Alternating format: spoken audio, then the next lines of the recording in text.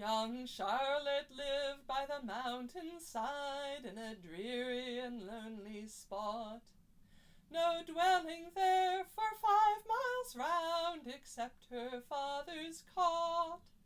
And yet on many a winter's night young swains would gather there.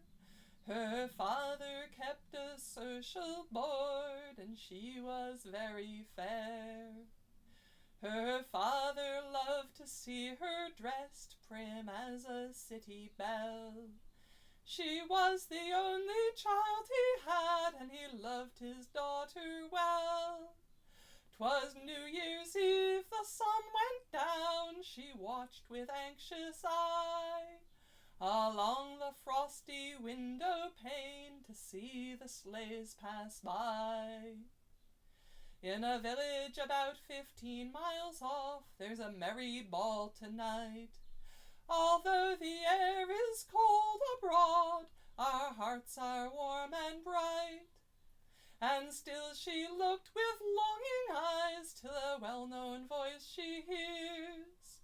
And gliding up to the parlor door, young Charles in his sleigh appears.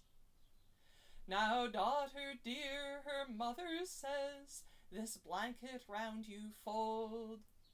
It is a fearful night abroad, you'll catch your death of cold. Oh no, young Charlotte says, and she laughed like a gypsy queen. To ride in blankets muffled up I never shall be seen. My silken cloak is quite enough, 'tis lined, you know, throughout. Besides, I have a silken shawl to tie my face about.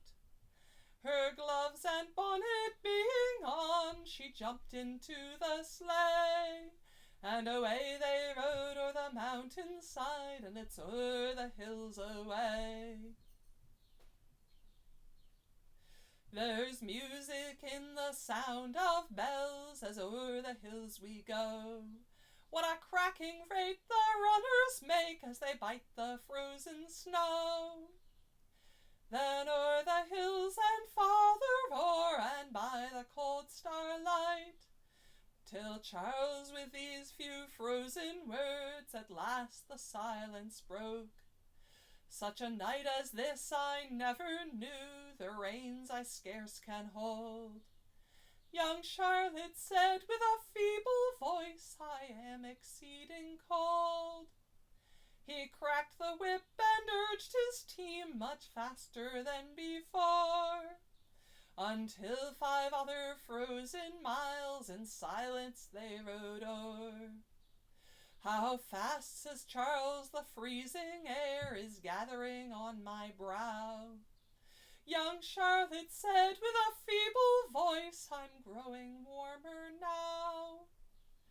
Then o'er the hills and farther o'er, and by the cold starlight, until at length the village hall and the ballroom were in sight. They reached the hall. Young Charles jumped out and offered his hand to her.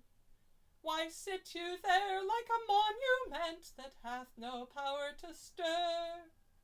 He called her once, he called her twice, but she answered not a word. He asked her for her hand again, but still she never stirred. He took her hand in his. Oh God, it was cold and hard as stone. He tore the veil from off her face, and the cold stars on her shone. Then quickly to the lighted hall her lifeless form he bore. Young Charlotte was a frozen corpse, and words spoke nevermore. He flung himself down by her side, and bitter tears did flow. He said, my young intended bride I never more may know. He flung his arms around her neck and kissed her marble brow, and his thoughts ran back to the place she said, I'm growing warmer now. They bore her out into the sleigh, and Charles with her rode home. And when they came back to her house, oh, how her parents moaned.